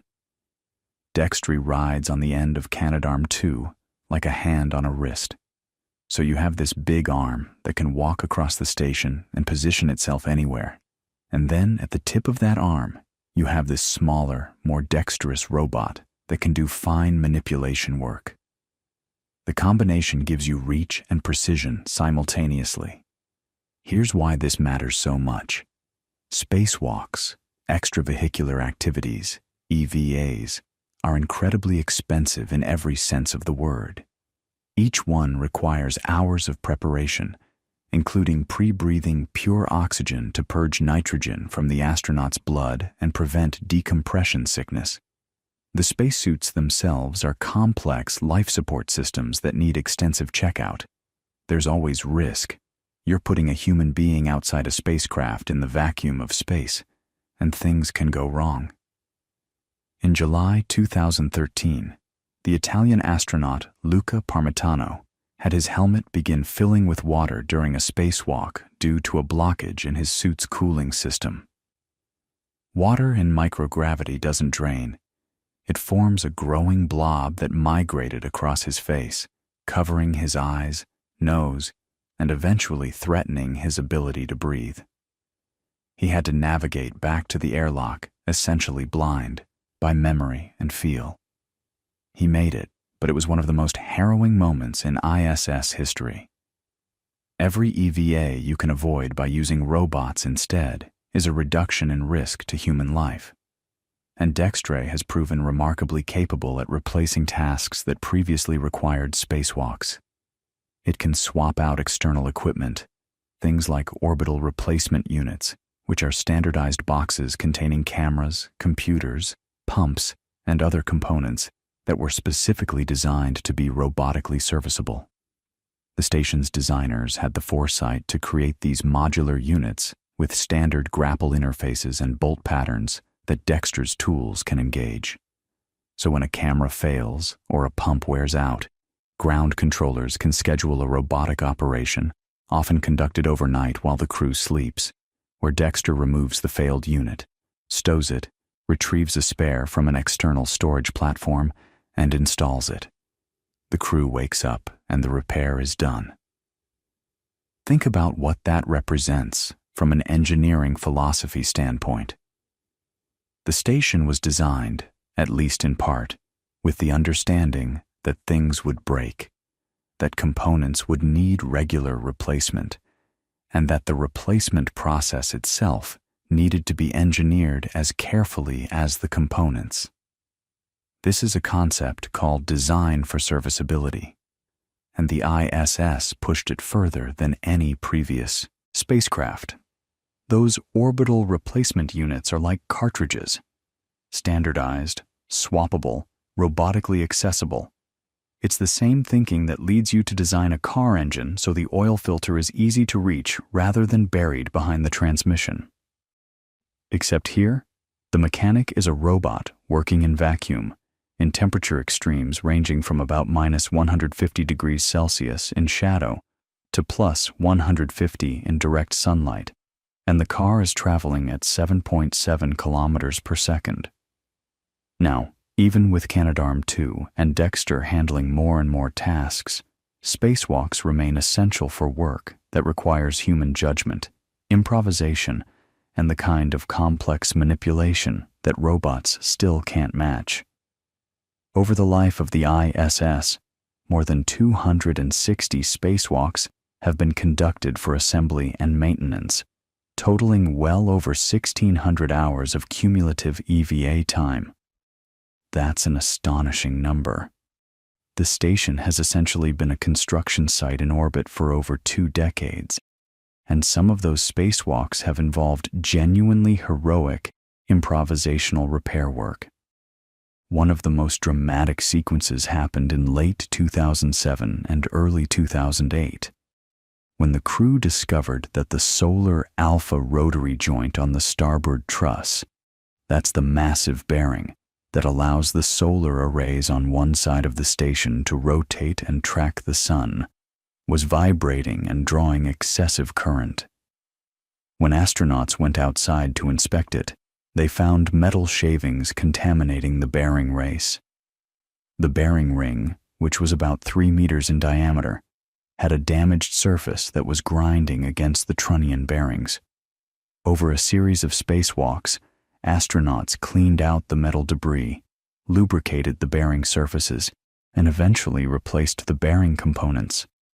This was intricate mechanical work, done in bulky pressurized gloves, on hardware that was never really designed to be repaired this way.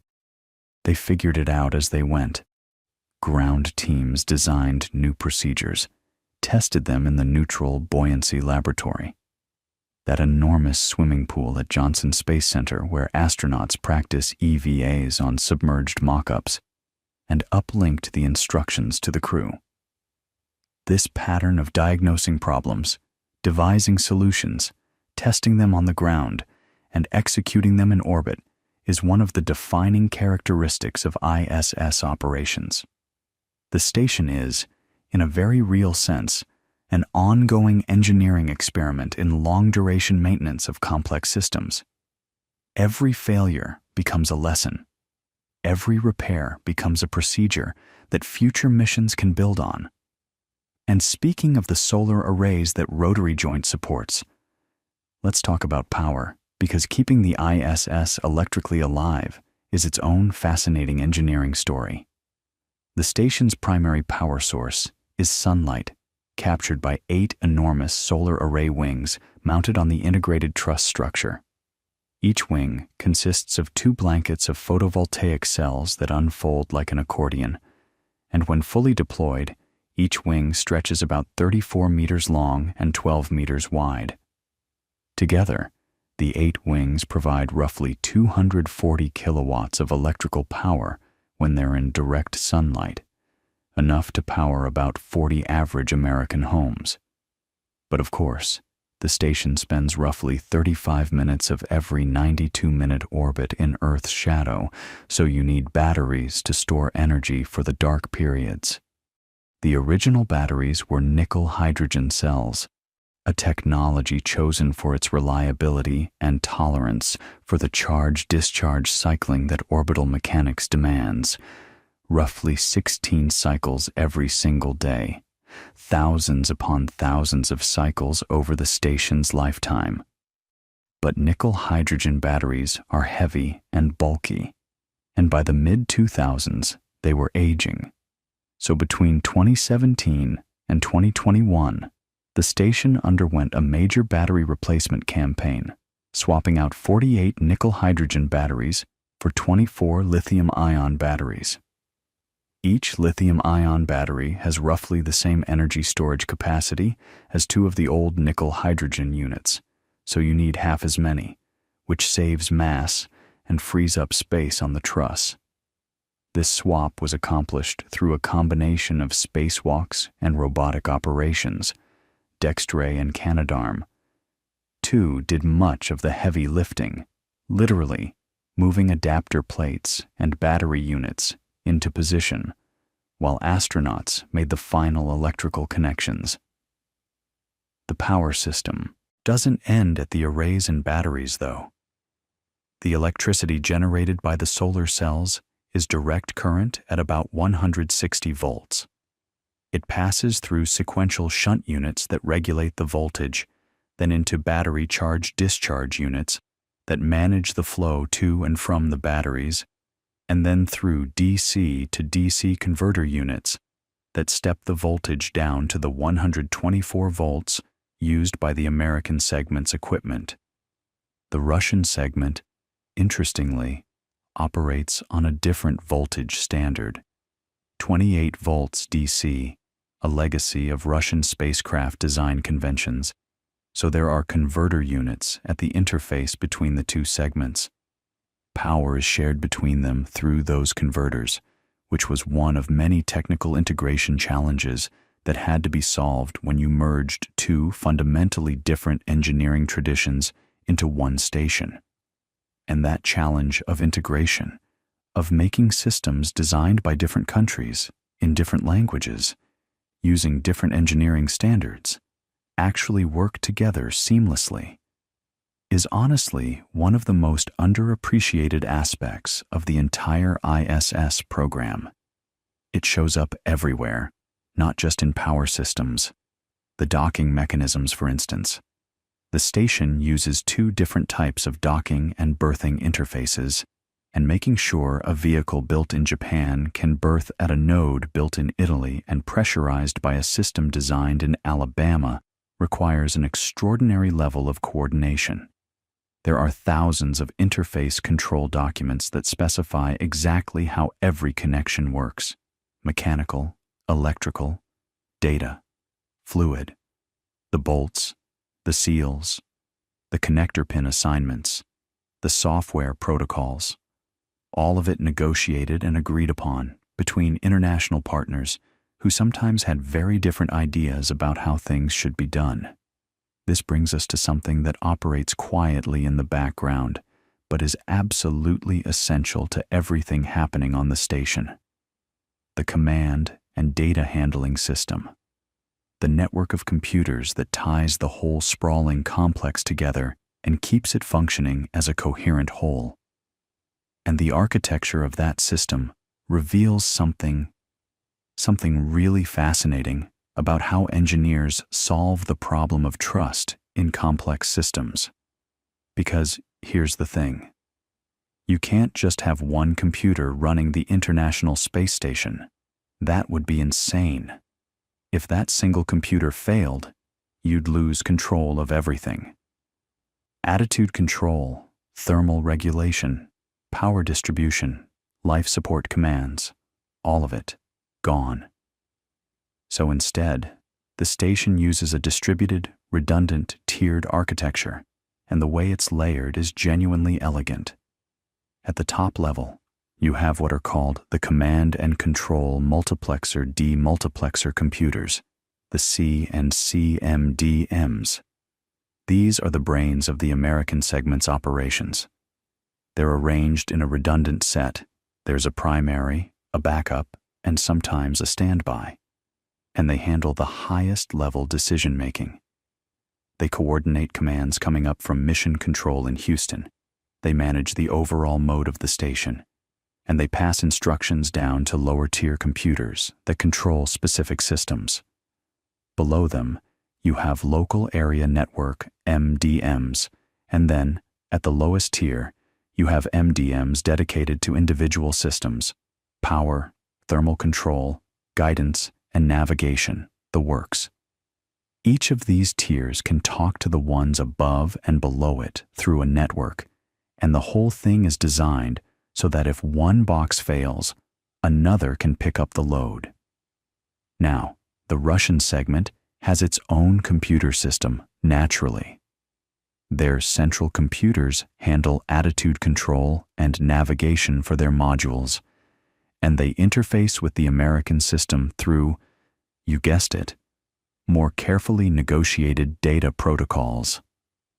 The two systems share critical information, especially about the station's orientation in space and its orbital parameters, but they're fundamentally separate architectures that have learned to talk to each other.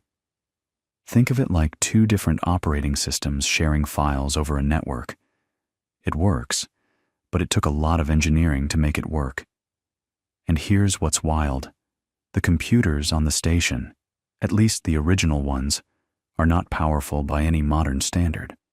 We're talking processors that would be laughably slow compared to the phone you probably have on your nightstand right now. But they don't need to be fast in the way your phone is fast.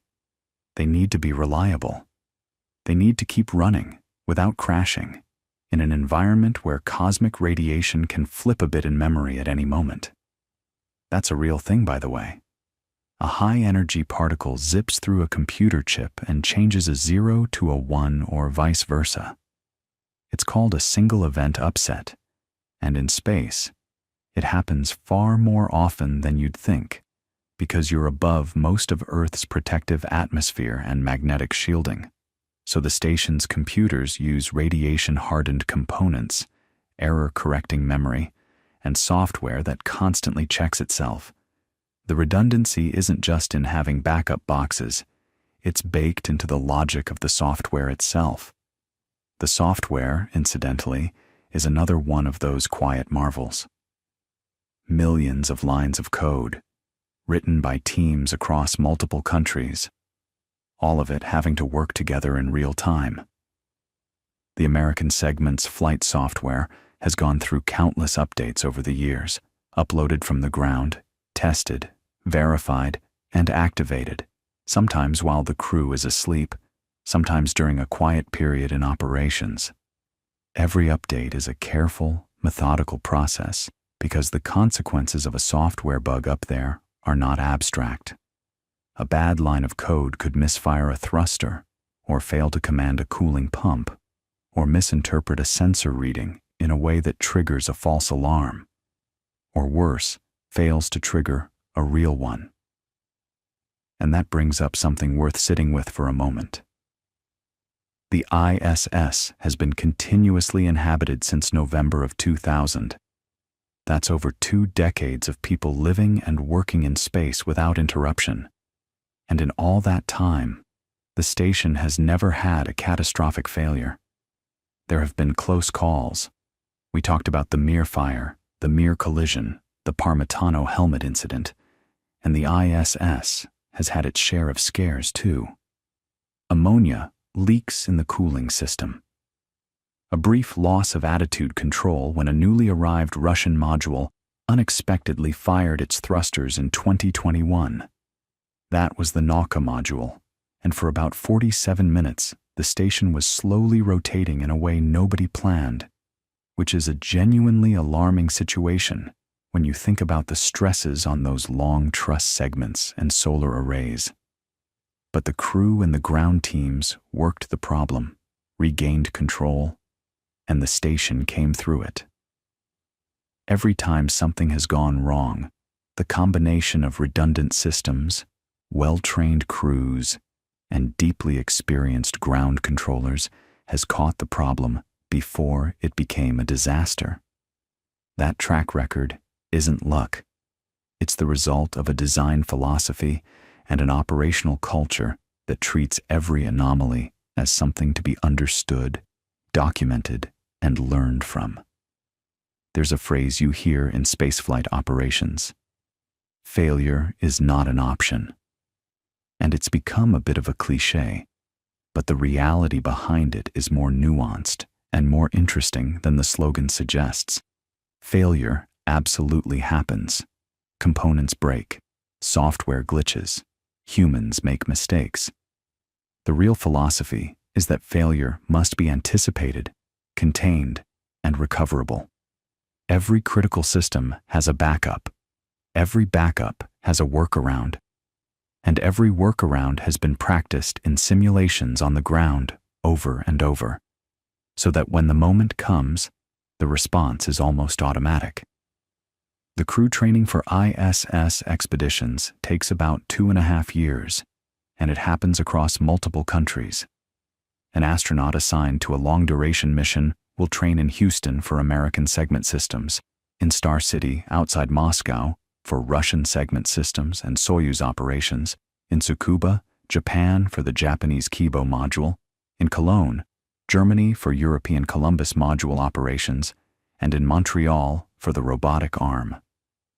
They learn to operate every major system, to respond to emergencies: fire, depressurization, ammonia leak, the big three, and they practice working together as a crew, even though they may come from completely different spaceflight traditions. A NASA astronaut, and a Roscosmos cosmonaut, and a JAXA astronaut, and an ESA astronaut, all learning each other's systems, each other's languages. Russian and English are the 2 working languages on the station, and each other's ways of solving problems. And then they go up there, and they live together in a space about the size of a 6-bedroom house, though most of that volume is packed with equipment, so the actual livable space feels more like a modest apartment. They sleep in crew quarters that are roughly the size of a phone booth. Small padded compartments where they zip themselves into a sleeping bag that's attached to the wall so they don't drift around They eat rehydrated and thermostabilized food, though the variety has gotten much better over the years. Fresh fruit arrives occasionally on cargo vehicles, and it's always a morale boost. Imagine craving an apple for weeks and then finally getting one. They exercise for about 2 hours every day, which sounds like a lot until you understand why. In microgravity, your body starts to change almost immediately.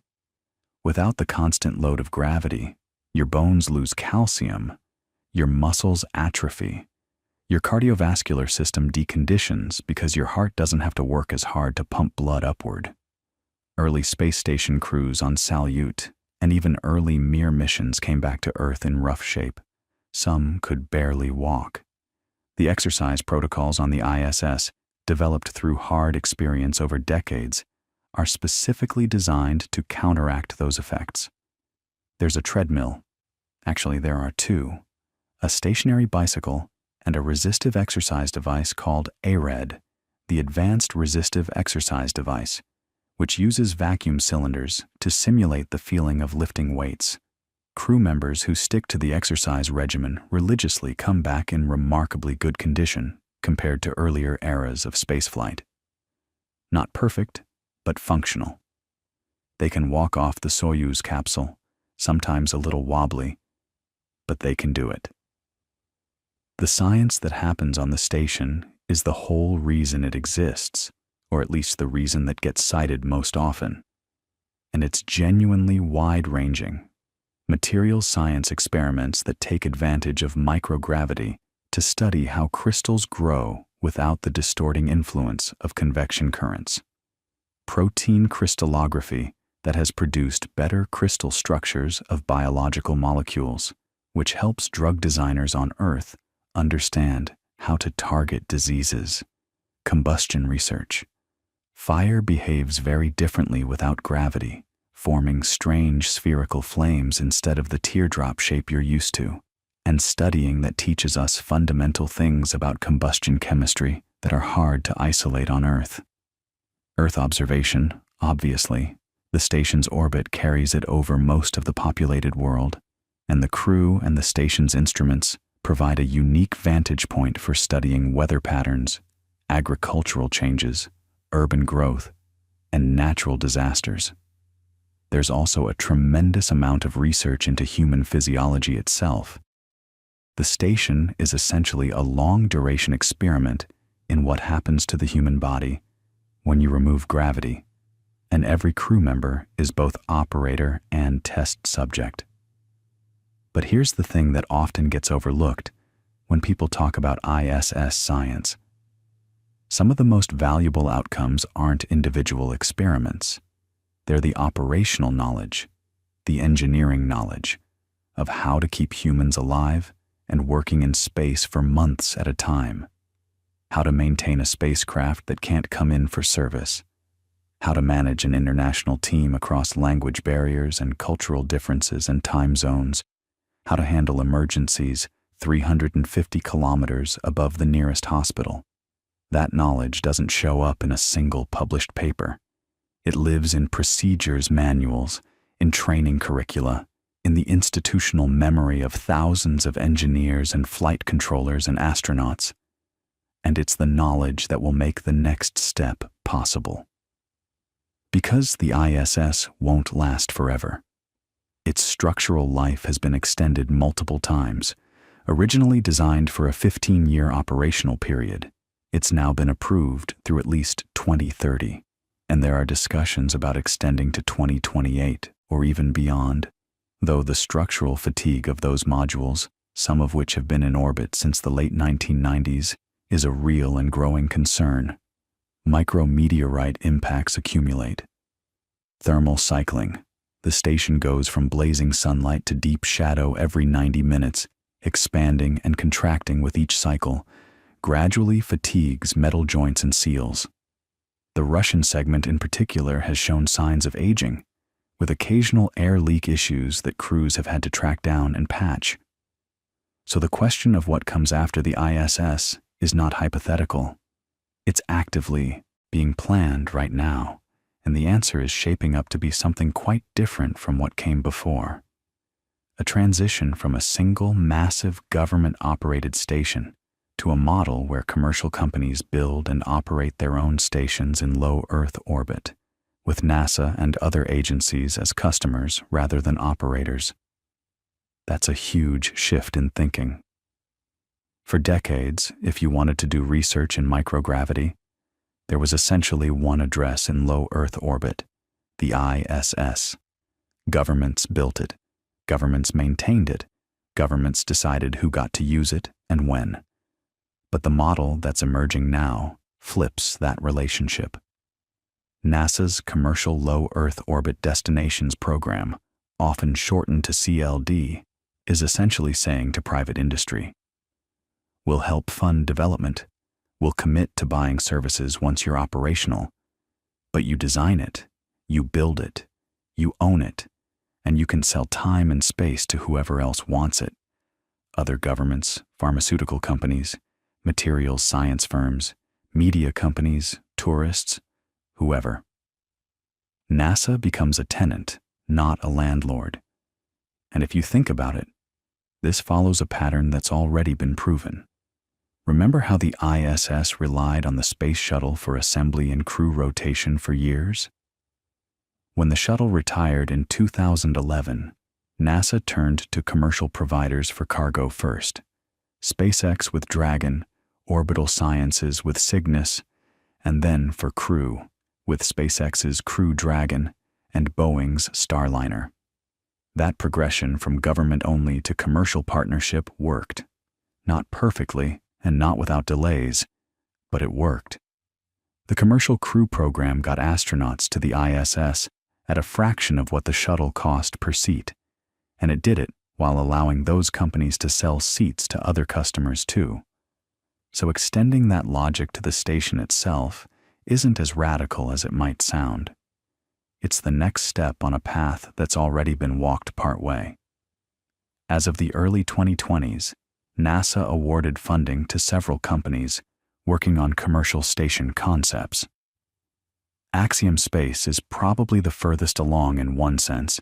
They've already attached their first module, Axiom's Habitat module, to the ISS itself, with plans to add more modules and eventually detach the whole Axiom segment to become a free-flying station when the ISS is deorbited. That's a clever approach, right? You bootstrap your new station by literally bolting it onto the old one, using ISS infrastructure while you build out your own capability. Then when the ISS goes away, you're already up there, already tested, already operational.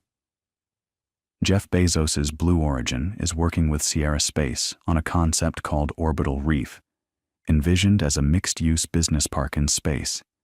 Their words, not mine, though it does capture something about the commercial intent. Vast Space, a newer company, has been developing a single launch station concept called Haven, designed to go up on a single heavy-lift rocket and provide immediate habitable volume. Each of these approaches reflects lessons learned from the ISS, sometimes by emulation and sometimes by deliberate contrast. The ISS taught us that assembling a station from dozens of launches over a decade is extraordinarily expensive and complex. So several of these commercial concepts are designed to launch in far fewer pieces, taking advantage of larger payload fairings on rockets, like SpaceX's Starship or Blue Origin's New Glenn. The ISS taught us that international partnerships add resilience, but also add coordination overhead. Those negotiated interface protocols between Russian and American segments, the 5 partner agencies with different engineering standards and different political pressures. Commercial stations will likely have simpler governance structures, at least initially, though international customers will still bring some of that complexity. But here's what's really interesting about this transition. It's not just about building a replacement for the ISS. It's about whether the economics of low Earth orbit can actually work as a commercial enterprise. The ISS costs NASA roughly $3 to $4 billion a year to operate. That's a lot of money, but it's government money spent for government purposes: science, technology development, international diplomacy, national prestige. A commercial station has to either cost dramatically less to operate or generate enough revenue from diverse customers to cover its costs and turn a profit. And the honest truth is, nobody's entirely sure yet whether that math works.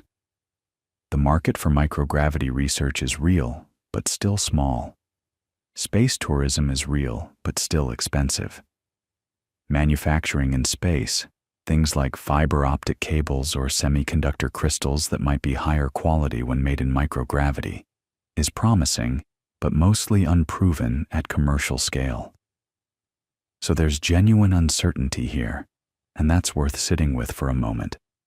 The ISS was built during an era when governments were willing to spend enormous sums on space infrastructure for strategic and scientific reasons. The commercial era assumes that private capital and market demand can sustain something similar. Maybe it can. The history of aviation followed a somewhat parallel path. Governments funded the early development, military needs drove the technology, and eventually, commercial aviation became one of the largest industries on Earth. But that transition took decades and wasn't guaranteed. There were plenty of bankrupt airlines along the way. Now, regardless of how the commercial station story plays out, there's one more piece of the ISS legacy we should talk about, and it's the one that might matter most in the long run. The ISS has been, above all else, a rehearsal for going further.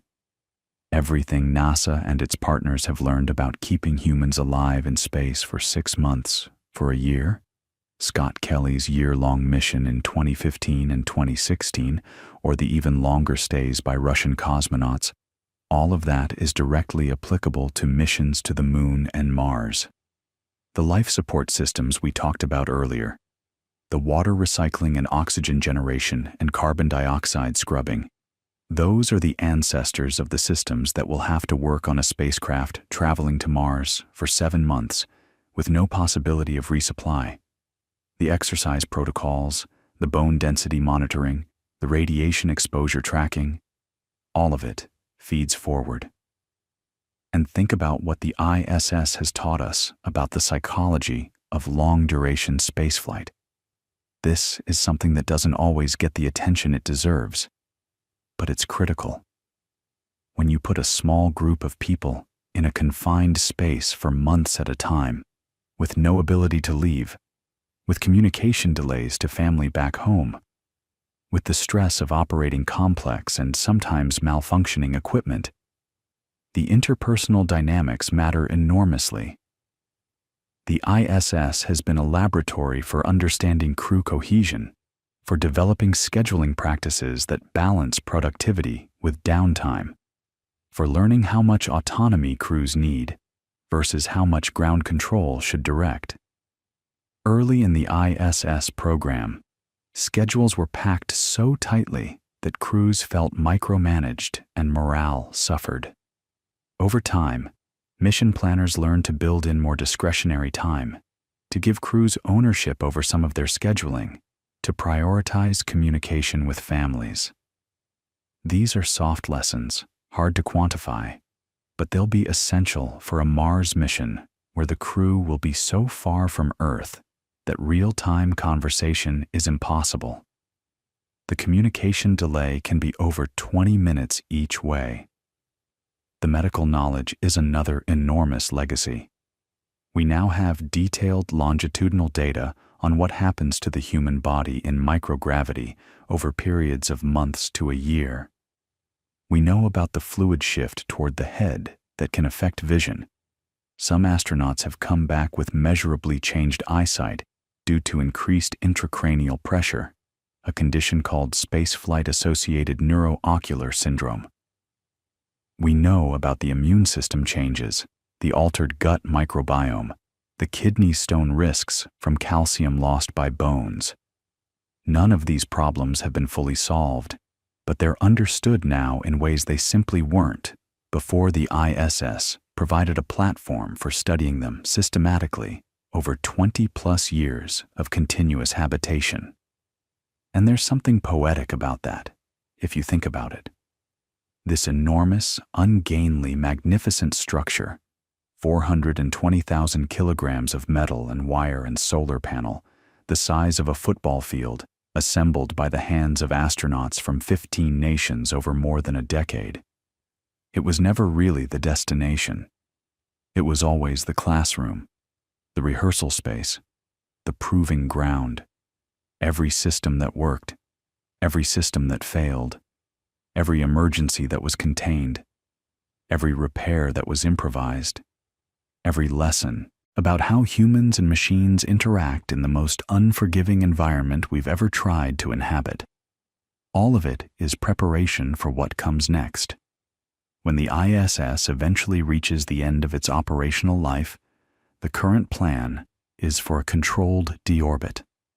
NASA has contracted SpaceX to build a specialized deorbit vehicle, essentially a very large and powerful spacecraft whose job is to push the station into a precise trajectory that brings it down over an uninhabited stretch of the South Pacific, an area sometimes called the spacecraft cemetery because it's where other large objects like Mir have been intentionally brought down.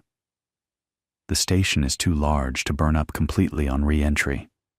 Significant chunks of dense metal, parts of the truss, the docking adapters, some of the heavier equipment, will survive the heat of re-entry and splash into the ocean. It's a controlled process, carefully calculated, but there's something undeniably bittersweet about it. This thing that took so much ingenuity and cooperation and sheer stubbornness to build, deliberately guided into the atmosphere to break apart and sink. But that's how engineering works, isn't it? Nothing lasts forever. Bridges are eventually replaced. Power plants are decommissioned. The most advanced aircraft of one generation becomes the museum piece of the next. What endures is the knowledge, the understanding, the accumulated wisdom of what works, what doesn't, and why. And right now, as you're lying there, the ISS is overhead. Maybe not directly overhead at this exact moment, but it's up there, circling the Earth every 90 minutes or so, moving at about 28,000 kilometers per hour, crewed by 6 or 7 people who are right now either sleeping in their little phone booth-sized quarters, or running an experiment, or exercising on a treadmill strapped in with bungee cords, or eating a pouch of rehydrated food while floating next to a window that shows them the entire curve of the planet below. The lights of cities sliding past beneath them. The thin blue line of the atmosphere, impossibly delicate when you see it from that altitude. The sun rising and setting 16 times in their day. It's been up there, continuously inhabited, since November of 2000. More than 2 decades of unbroken human presence in space. Babies born on the day the first crew arrived have graduated from college. And through all of that time, through all the technical crises and political tensions and budget fights and close calls, the lights have stayed on. The air has kept flowing. The water has kept cycling. People have kept living and working 350 kilometers above the Earth, inside a machine that is, when you really look at it, one of the most extraordinary things our species has ever built. Not because it's the biggest or the most powerful or the most elegant, but because it works. Because thousands of engineers and scientists and astronauts and flight controllers from countries that don't always agree on much of anything figured out how to make it work, together, for longer than anyone originally planned. Because every bolt and every weld and every line of software and every procedure and every manual represents someone solving a problem so that people could live where people were never meant to live. And that's enough to think about as you drift off. That right now, tonight, there are people up there, floating in the dark, circling the world, keeping the station running, carrying forward everything we've learned. The hum of fans and pumps around them, the soft glow of instrument panels, the whole improbable, magnificent contraption holding steady in the void. It's up there, and it works. And someday, because of everything it taught us, we'll go further. But for now, that's plenty. That's more than enough. Let that thought settle, and let everything else go quiet.